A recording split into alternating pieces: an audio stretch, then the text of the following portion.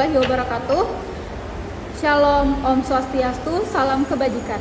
Perkenalkan, nama saya Ade Nirwana dengan NIM 14235451. Saya dari Prodi Kesehatan Masyarakat, konsentrasi promosi kesehatan. Baik, pada video kali ini Pada kesempatan kali ini, tujuan saya membuat video ini yaitu untuk memenuhi tugas mata kuliah manajemen bencana dan kejadian luar biasa yang dilakukan oleh beberapa negara jika terjadi bencana, terkhususnya yaitu Indonesia dan juga Jepang. Nah, pada yang video pertama yaitu mengenai gempa Jogja pada tahun 2006, di mana pada video tersebut membahas secara mendalam mengenai gempa bumi Yogyakarta tahun 2006 yang berkekuatan 5,9 skala Richter dan berlangsung selama 57 detik. Gempa ini menjadi salah satu gempa paling mematikan di dunia dengan hampir memakan korban 6.000 korban jiwa, terutama di Kabupaten Bantul dan juga Klaten. Potensi bahaya yang terjadi di gempa Jogja tahun 2006 yaitu gempa bumi tektonik dangkal akibat pergeseran sesar opak dengan magnitudo 5,9 dan juga longsor dan rayapan tanah. Resiko bencana ini yaitu keruntuhan bangunan secara masif dan memakan korban sebanyak 6.000 jiwa. Dan juga dampak yang terjadi yaitu puluhan ribu orang luka-luka dan juga korban jiwa yang hampir 6.000 dan kehilangan tempat tinggal, serta pergeseran atau rayapan tanah yang membuat desa tidak layak huni dan memaksa mereka harus relokasi total. Kemudian yang kedua yaitu mengenai dokumenter ancaman dan mitigasi megatrust di pesisir. Dalam video tersebut membahas mengenai ancaman gempa megatrust dan potensi tsunami besar yang menghantui wilayah pesisir Indonesia, khususnya di Lebak Selatan, Banten. Video itu menyoroti kekhawatiran masyarakat pesisir yang tinggal di zona rawan tsunami dan masih rendahnya kesiapan mereka dalam menghadapi bencana ini. Gempa megatrust terjadi akibat pertemuan lempeng samudra dan benua dengan potensi kekuatan gempa hingga magnitudo 8,7 dan tsunami setinggi 20 meter, seperti yang diperkirakan untuk selatan Banten. BMKG telah memetakan lokasi dan potensi kekuatan megatrust di berbagai wilayah, tetapi tidak dapat memprediksi kapan tepatnya bencana akan terjadi.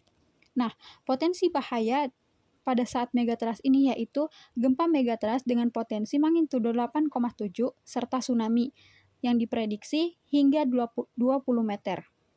Kemudian risiko bencananya yaitu kehancuran di wilayah pesisir, isolasi wilayah, dan tingginya korban jiwa. Kemudian dampak yang terjadi yaitu kerusakan masif pada rumah dan jembatan putus, kepanikan massal yang menyebabkan kecelakaan saat evakuasi mandiri dan kehilangan tempat tinggal.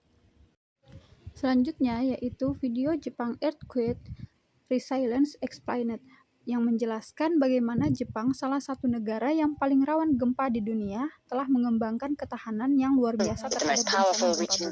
Meskipun gempa besar berkekuatan 7,6 magnitudo baru-baru ini melanda pantai barat Jepang, jumlah korban relatif rendah. Sejak gempa Kanto tahun 1923, semua bangunan Jepang telah tunduk pada kode seismik dan standar desain tahan gempa yang ketat. Banyak rumah juga dilengkapi dengan perlengkapan bertahan hidup saat gempa. Sistem peringatan dini canggih termasuk di ponsel dan juga kereta api, serta membantu menjaga keamanan negara. Sekolah-sekolah secara rutin mengadakan latihan gempa. Selain itu, semua bangunan Jepang harus menjalani inspeksi keselamatan setiap 10 tahun. Namun, meskipun persiapan yang ketat, Jepang masih dihantui oleh gempa berkekuatan 9,0 magnitudo pada tahun 2011 yang memicu tsunami besar dan menyebabkan bencana nuklir. Pada video tersebut menyimpulkan bahwa tidak ada yang sepenuhnya tahan gempa dan Jepang tidak dapat mempersiapkan setiap kemungkinan. Dan setiap kemungkinan selalu ada kekhawatiran akan gempa lain yang disertai dengan tsunami.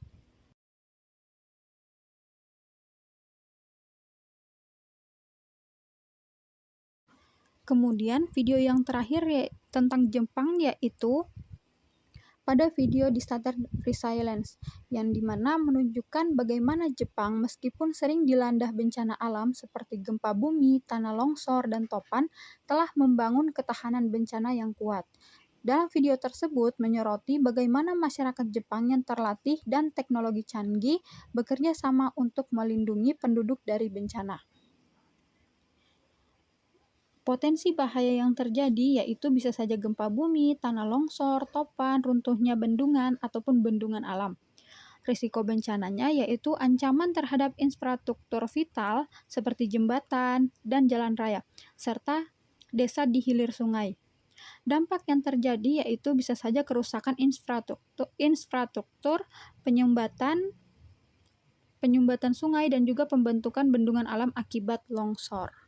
Kesimpulan pada video tersebut yaitu menyimpulkan bahwa meskipun bencana dapat terjadi kapan saja, namun persiapan yang baik di Jepang selalu memberikan harapan untuk masyarakatnya.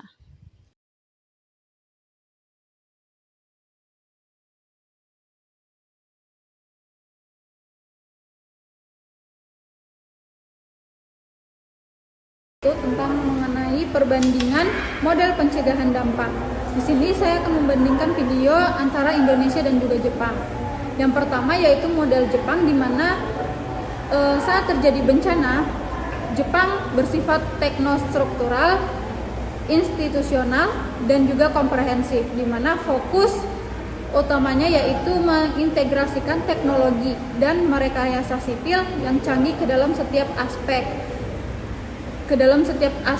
infrastruktur dan juga bangunan. Sedangkan model Indonesia itu bersifat komunitas, driven atau bottom up, dan pembelajaran dari pengalaman serta kesiapan sangat bergantung pada inisiatif lokal dan upaya pembangunan kapasitas di tengah tantangan pendanaan.